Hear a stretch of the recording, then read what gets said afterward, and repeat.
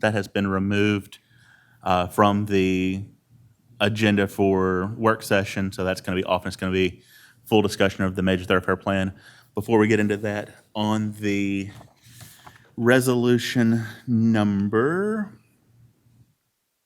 42-22, that's going to be for the Cedar Crest subdivision that will come before you tonight.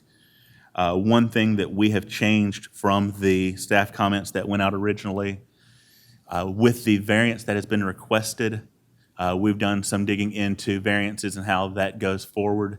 That does have to be a vote from BOZA. So variances cannot be changed and given from Planning Commission. We've just realized how we need to do that. And so with that approval tonight, if that's the case, it will go to Board of Zoning Appeals before it comes back as site plan. And so as one of the conditions, that condition is that the approval or denial of the slope variance does go to BOZA for their approval before that is fully approved. So it's similar to other conditions that we have. Nothing too crazy, but that is one change for that one, for that vote tonight. Other than that, I will hand it over to Kevin and let him talk about major thoroughfare plans. Go ahead.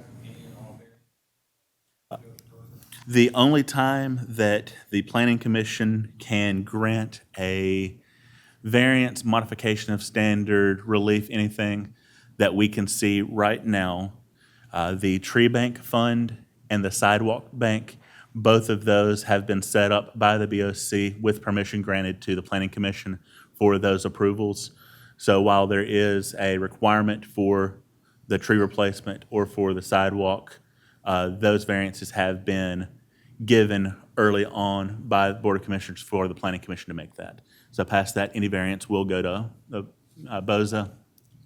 Over the next few, probably one or two meetings, they may come here first to get that schedule started so that we can get BOZA meetings set up on schedule and such, to have kind of a regular meeting there. So it may be something where it comes in as a conditional pass upon that vote, but our plan is 3-4 months down the road that if there's a variance, it goes to BOZA first and then would come to Planning Commission at that point.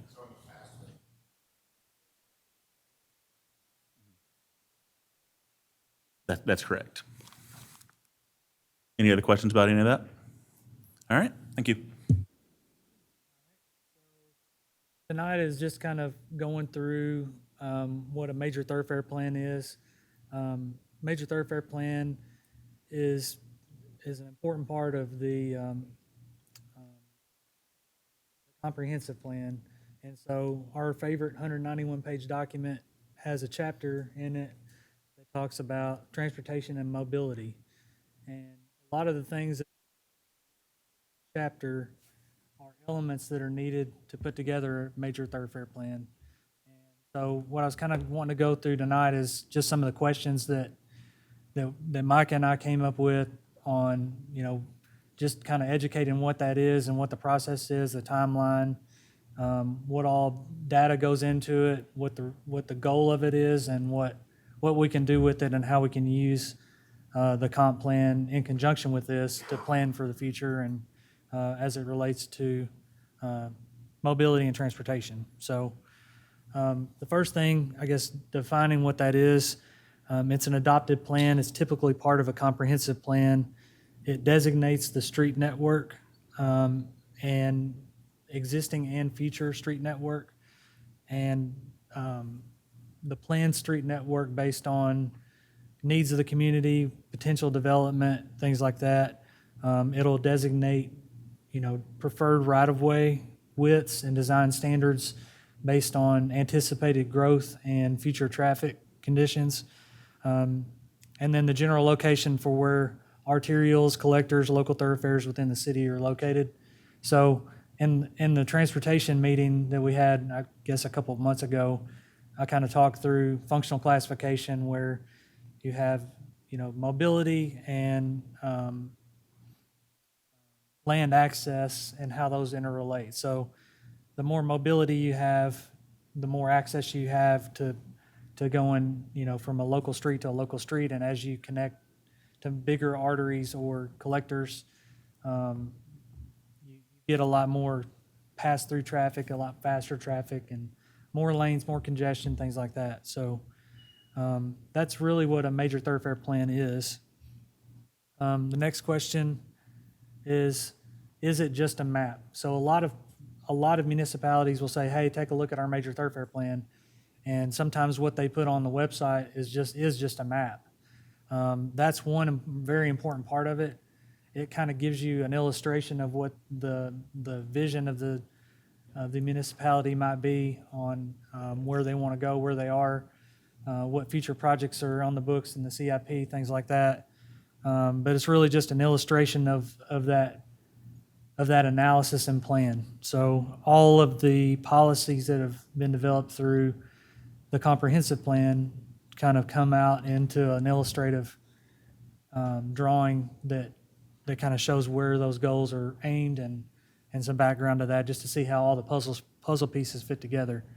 So then the next question that we had was, why do road classifications matter? So the goal of having a well-classified roadway network is having efficient traffic flow through a hierarchy of access, as I said before, through mobility and land access, where you have a major artery that will have less access points but carry more traffic. It drops down to an arterial, such as 96 and 100. That's your major arteries in the city. And then you have collectors that then funnel off of that, and then local streets. So that's kind of why that matters, because you have to look at who's going to use it, how much traffic is going to be on it, what kind of speeds are you looking at, what's it going to serve, and what is your end user, whether that be all vehicles or buses or bikes, pedestrians, things like that. So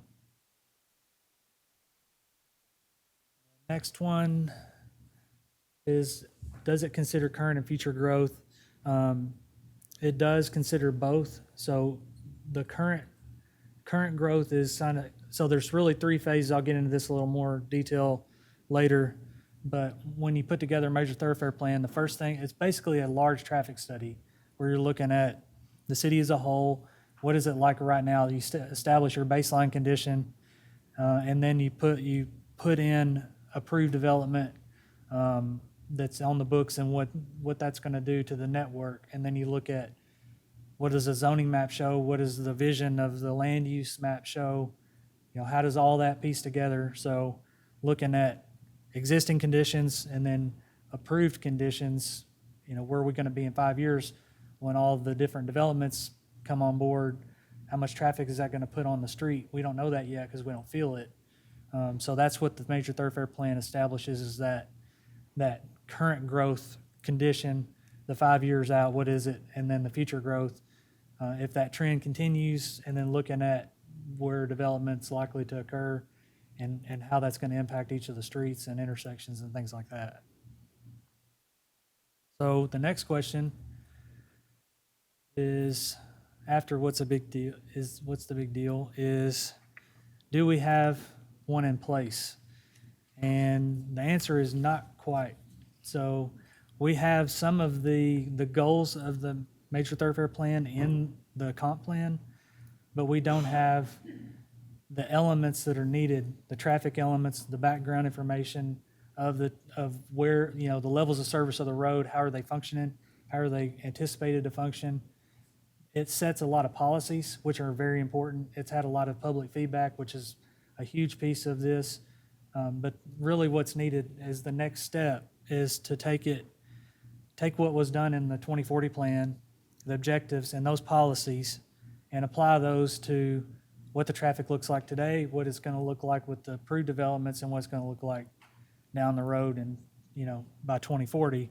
And that way you can kind of see, well, this segment of arterial road is way, way, way over capacity. We have to figure out an alternate route. We have to expand the route. We have to look at that. And whenever development comes in, that's going to add 500 cars to the road, It's looking at what their impact is on that segment, and if that's the one that breaks the capacity, we want developers to have a, pay their share of the impact to the road system. So the next one is, why do we need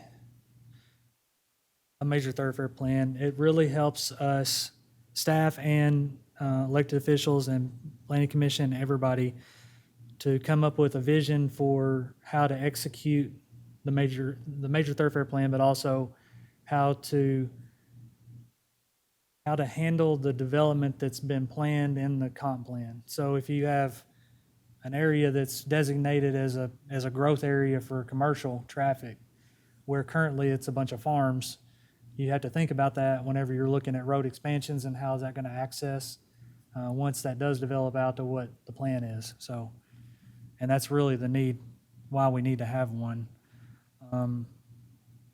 So that's really the what is it and why do we need it. And so the next slide, yes.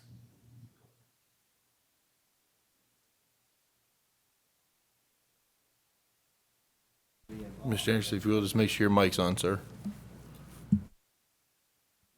Need it. No, I think I heard. So the role that TDOT will play in this.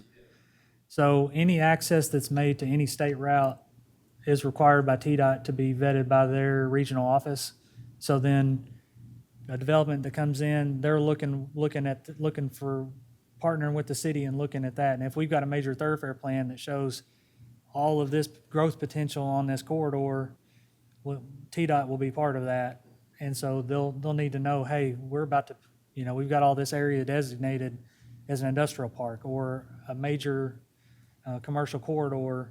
Then that way they can look at what they have planned already on the books, and then how we can work with them to make those things happen. So yeah, it definitely involves TDOT. It'll have to, as well as as well as looking for funding opportunities through their system and through their process. So that's really what is it and what do we need it, what do we need it for? Do we have one? The next thing is how can you develop one? And I kind of gotten into some of this. I've got several bulleted list here of different things.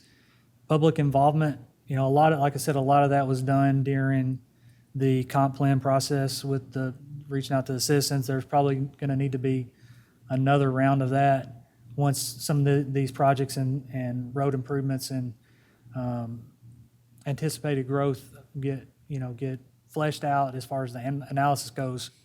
But before getting to that, the next thing is looking at the existing roadway inventory and obtaining traffic counts. So we're working right now to get traffic counts at locations across the city so that we can establish that initial baseline, that 2020. If you look at it right now, what does the traffic look like right now? What's the health of the roads as far as how much traffic they're experiencing during different times of the day, different days of the week? Where are the breaking points? Where are we at now? And that gives you the baseline to compare everything in the future to. Well, Kevin, I have a question. Here, me. So have we done that part yet? Have we looked at the roads and kind of figured out which ones we're worried about? Some of that, but really the traffic counts will help. So as far as the roads, the road miles, I'll get to that later. We came up with, the total road miles. I think it's about 70 miles of city streets. And then the traffic counts are the next piece, because we know what our roads are. They're mostly two-lane old county roads that without turn lanes and signals and things like that. A lot of stop signs, yield signs, alignments and things like that. So we've got a lot of that already built. But the next piece is the traffic piece. So knowing how much traffic is on Dice Lampley, how much is on Cox Pike, how much is on Chester, and how does that compare to 96 and 100, and kind of seeing where are people going, what are the patterns that that keep showing up, what are the normal paths between the city to Nashville, to Franklin, to Dixon, wherever, looking at the different origin destinations, and those traffic counts will show that. So then we can kind of see how much pass-through traffic we have from Hickman County going to Nashville, how much we have on the interstates passing by, truck traffic, things like that, and how much are actually coming from the different areas of town and where they're going. So those traffic counts will show some of that.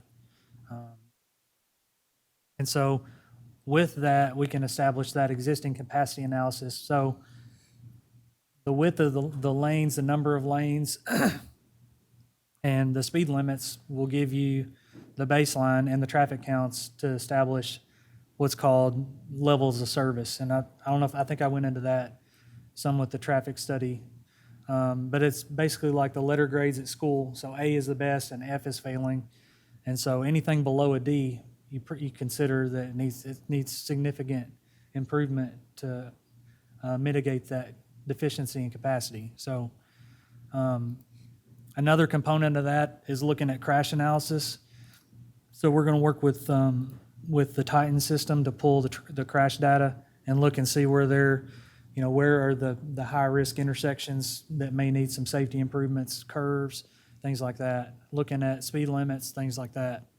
And then once we've done that, then we can take the next step and add on the approved development. So if we know we've got 100 units here, we got a townhome unit here, we got a mixed, town center, we can then add all those in that aren't currently on the road and anticipate where they're going to go and how they're going to impact the system on what we already have approved. So that kind of develops that interim condition. And then from that, looking at the zoning and the growth patterns and anticipated growth and background growth from previous traffic counts through TDOT and things like that, you'll look at the last 5 or 10 years and see what the trend is showing. Is it going up at 1% or 3% or whatever?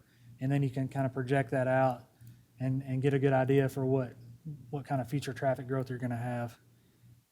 And then once you've got that, then you have that future capacity analysis that you can compare existing to. So if today everything shows up as an A, and under future conditions it shows up as D's and F's everywhere, we know, okay, these roads we need to look at. We need to widen it. What happens if we widen this road? It goes to a B, and so we're good. Or if you widen the road, it does nothing, then we need to look at maybe it's a traffic signal issue. Maybe there's no coordination. Or if there's a condition where there's a safety concern and we need to address the angle of the intersection because it's causing a sight distance problem, things like that. So that helps us understand where the needs are. Sometimes widening a road is not the final answer. It's not the only answer. Sometimes it's creating an alternate route, and sometimes having that route is helpful. For example, if you're going from here to, or Western Woods to I-40, rather than going down 100, getting on 96 and going all the way, having a collector route through Lake Road to 96, and maybe even having a future signal there may be warranted with all the traffic that's going to be added, and looking at how that's all going to shape out in the future. Lake Road right now is a very narrow road, but likely the way it lays out and connects to everything, depending on how other developments come in, that could be a pretty substantial collector route. And so that's where the alternate routes kind of come in. At what point, or is it appropriate in any situation to do a roundabout? Those really depend. Roundabouts are good if you have very even number of very evenly split traffic on each leg. So if you have a four-way stop that gets the same amount of traffic from each direction all the time, that works sometimes better than a signal because you can't really divide up the pie. It's easier to divide it up if it's a roundabout. Now, education on roundabout and safety is something that has to be looked at too, because I've seen a couple places where roundabouts were thrown in and it caused a bunch of safety issues. So You mentioned Lake Road. It's kind of a sticker with me. We were going to develop houses down one side and ditches and stuff, and no curb, no sidewalks. And if you already knew that it had the potential to be an alternate route, why wouldn't we have insisted on further additional setbacks and gone for a wider road easement on that side of the road at that time, so that we wouldn't have to come back and redo it later on. To me, if we know Lake Road's gonna be a collector or feeder road, we should have anticipated that. Right, and so that's part of what this plan will help do. It'll help identify those, and so that if we have that shown on something in our plan, we can then say, developer, this is on our plan as a collector, and our vision is to turn this into a collector road. So rather than allowing you to just do a ditch, now we have something to go back to that's been passed and adopted that we can say, you have to follow this plan. It makes it a lot easier to ask that once we have this in place. So that's why it's really important to get this right and get it in. And like my next point is adoption of the 2040 plan, the formal adoption, bringing that in with the major thoroughfare plan, getting that adopted so that we can actually say, this is our plan, this is what developers have to follow when they develop in these areas, and have requirements on right-of-way setbacks, all that stuff. So that's what the major thoroughfare plan will establish. Kevin, what's the timeline on getting that to the, So that's further down my list. Let me see. sorry, I'm getting ahead of you. That's okay. That's okay. We'll just wait till we get there. Okay. So the next piece is the planning commission's role in establishing this. So it's basically to build the metrics that are used across the board for proposed developments, like I just said. Helps make informed decisions on the growth.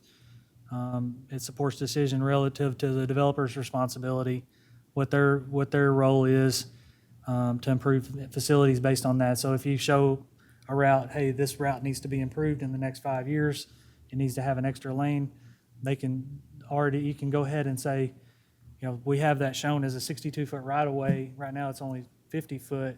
You need to donate, at least at a minimum, donate your frontage of your 31 feet, your half of the 62, to make it jive with the future plan. So having that adopted plan makes it a lot easier to say, this is the plan, it has to be followed. So the public's role is just being involved like they were for the comp plan, and establishing priorities, looking at goals, alternative measures of mobility, looking at safe routes to school, all kinds of things like that. So then the next piece is, what's the staff's role? So that's our role. Our role is to first get the existing conditions, which we're working on now. We've got a lot of that. I'm working with Scott to get a contract to get the traffic counts. Once we have that, then we can put that into our inventory and start to build that existing model for capacity. The comp plan talks a lot about alternate modes of transportation, not being on a transit-oriented, municipality where we have bus routes and things like that, but looking more toward, greenways, bikeways, things like that. Having the park here is a big plus, and maybe figuring out ways to be strategic about tying into that. I know Town Center had some of that. Other developments need to do that as well, and have some connectivity and not just have,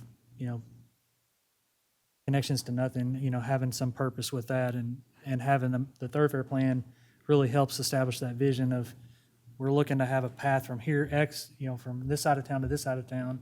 And so that helps to justify the need to have that connection, so, in the plans. And then pulling the crash analysis and looking at safety needs. The guiding principles that are put in the comp plan, lots of policies and things in there to consider, and then use those to kind of help guide the decisions that are in the plan. Then doing that background future with approved developments and the plan, future potential developments. And then from that, once we have a list of, potential projects, we can start to put together a capital improvements plan. And so that plan, you'll have the justification from the necessary improvements to capacity for a road. You need an extra lane, or you need a turn lane at this intersection. That helps to justify that for the the capital improvements plan. So then having a dollar amount with it, along with all the measures and everything that are in the comprehensive plan to use as a guide. The next piece is how long it should take. So to get your answer on that, it really depends on the size of the area that's being studied, but knowing this area, we've kind of got a really good handle on that. We've got a lot of the stuff put together. It would be probably if we're able to get the traffic data relatively quickly, less than a year to put together. I don't think it'll be too hard to do that and that's including all the public involvement that you have to do, and then getting it passed and getting it integrated into the document. So, I mean, anything can happen one way or the other, but given the content of the plan, I'm thinking probably 6 to 8 months or something like that. And then the next question is this a law or a guide? So can it be changed through time, or is it set for a specific term? So a lot of plans, like a state TIP, a transportation improvement plan, they have a 5-year life, or a long-range transportation plan have a 30-year life. A major thoroughfare plan doesn't really have a life to it, but it does need to be updated as you go through time, because you can't always effectively project every development that's going to occur. Things get rezoned all the time. Things move, things get annexed. The market changes. Sometimes it's based on sewer availability out here anyway. Where can you build? What's the topo out there? Do the slopes allow for that kind of development? Even though the plan shows this is a commercial area, can it be used as that with the steep topo? The streams that go through it, the floodplains, having to look at more than just, a 2D view of it, you're having to look at it in a multidimensional view of it to really understand what we can do. So it can be changed through time. It should be looked at periodically. It's only as good as information that's put into it. So if you have bad information that goes in, then it's gonna lead you down the wrong road. So it's important to get, carefully review the analysis and results to make sure that it kind of falls in line with what we need. And so then the next step, as I said, is inventorying the roadways, which we've done some of that, the traffic counts, working on that, and development of the existing conditions model. Micah helped put together a list of all the miles of road in the city, and interstate is about 13 miles, State Route 100 is 13 miles, 96 is about 6 miles, and then so total state and U.S. right-of-way, 31 miles with 70 in the city. So about 70 miles of city collector and local streets that we'll be looking at. So quite a bit to look at for what we have, but a good balance of that, having 2 major arteries go through a city surrounded by 2 interstates is helpful. So using those to our advantage, I think, set us up for a lot of success in putting this together and planning out kind of what the future roadway, at least roadway footprint, looks like for the city.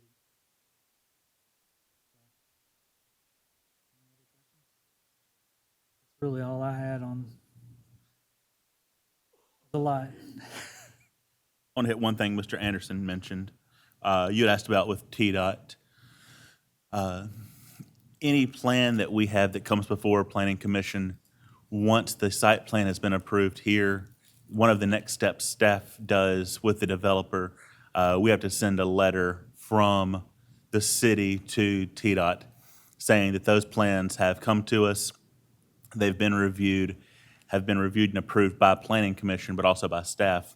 And part of that is, how does our road system work with the state? For a while, I think it was believed that the state had the upper hand on that, and we just kind of had to bow down to what they said. We've talked to them quite a bit over the last year and a half, and they've given us a little bit of support on the backside of if we're showing the need for larger road area segments, certain spots, or signalization, different aspects, that's something that they will look into. That being said, we do have some that we question if a signal is warranted or not. There are some close times, and the state's a phone call away for us. We talk to them, developers talk with them, and that kind of sets up the need with signalizing intersections on some of the arterials.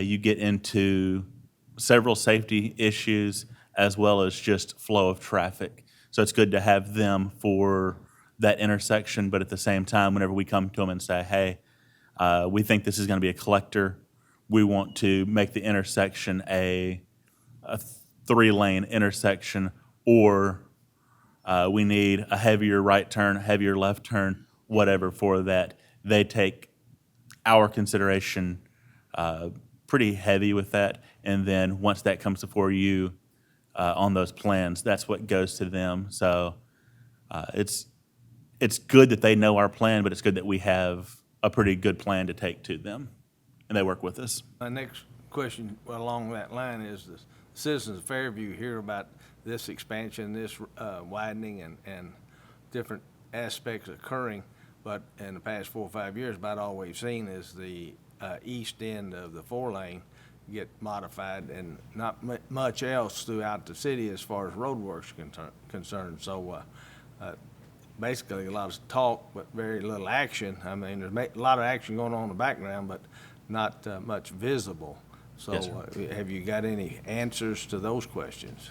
We did. I'll let Kevin hit part of it. Part of that, the improvements that the state has shown in those projects have not been project-specific for city developments. So the idea of expanding to 3 lanes, 5 lanes is just a general growth, and that's the state being the one to lead that project. Anything that the city has had a developer come to them with some changes, those modifications have been made. The end of the 4 lanes, as you were saying, that was a developer that brought that forward, state approved. Same with right here in front of Bowie Lake at the Westway Apartments. Those changes were required because of development. But the overall projects that the state is the one who's taking the lead on, we get to be on their schedule at that point. And I'll let Kevin, I know he's had more dealings with them on those projects. Yeah, so the 3-lane that they're looking at from 840 into town, that one's under the planning stage right now. So we've had a couple field meetings with their staff. There's about 10 or 15 people. And so they've established what kind of cross-section that they need, that they're looking for. They asked us, what does our major thoroughfare plan say? And I said, we don't have one. So but we're working on one. So that's another thing that's helpful. But their plan is to do a 3-lane all the way down. And at this point, I think they pretty much got their planning, the cross-section set, the limits of the project set. The next step will be going through and identifying properties that are needed for right-of-way and looking at stream mitigations and things like that, because they got to deal with that. So it's kind of the early stages on that end. But the intersection of Cumberland, I know, is just past it's gone through all the state approvals and federal approvals for the NEPA document, which is the EPA, all the EPA checklist. So that one has gone through planning. It's gone through right-of-way. It's got all the right-of-ways acquired. The preliminary plans have been approved. We did our site field visit with them about 2 months ago, something like that. And now that their environmental is approved, they can now go to construction plans. So I'm thinking within the next year at least, that's what they're saying, that intersection will get improved at Cumberland and it's going to be a traffic signal. So The intersection at Cumberland and Fairview Boulevard, where it's so And the sidewalks are in conjunction with that?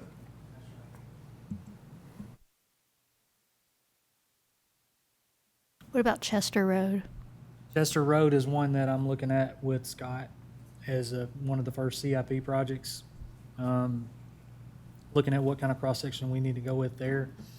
We're dealing, a lot of Chester.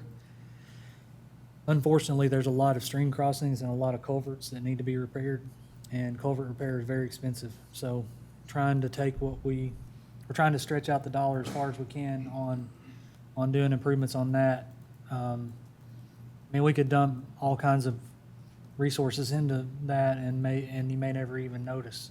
But infrastructure just needs to be, a lot of the pipes are old metal pipes that the bottom is rotted out. So going through and replacing those as we can will be kind of the first thing, because you don't want a major failure. So shoring those things up first and then looking at what kind of cross-section we need for capacity with the development and stuff going on. That's kind of the next step for that. Will But it it's- ever get sidewalks? That's one we're looking at. That's gonna, from what we can tell, the right-of-way on that one, it's a bit of a challenge in some places where you have a stream or a pretty good ditch or floodplain to get in. And once you put sidewalks and stuff in, it's a little tough. So, some places, we'd like to have them everywhere, and I'm not sure, 100% sure if we can do them everywhere. I hate to keep talking, but you're bringing up Chester Road. If you look at your storm system, it's full of debris. And somebody has to take ownership to that, and because the debris disperses the water instead of allowing it to flow in its normal trench. And so in order to, like down in the bottom, past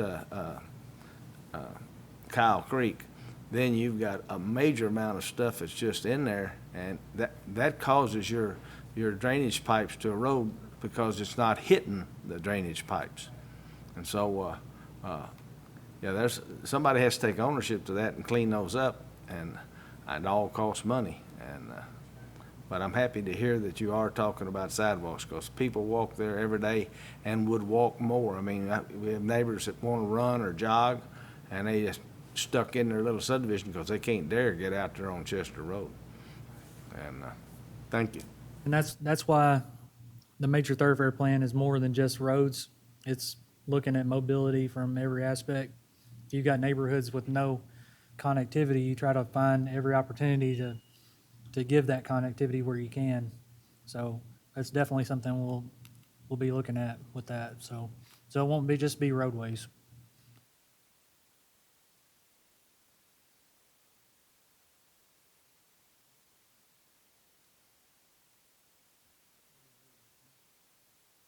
Y'all don't have any questions, we can wrap it up and hit 7 o'clock meeting.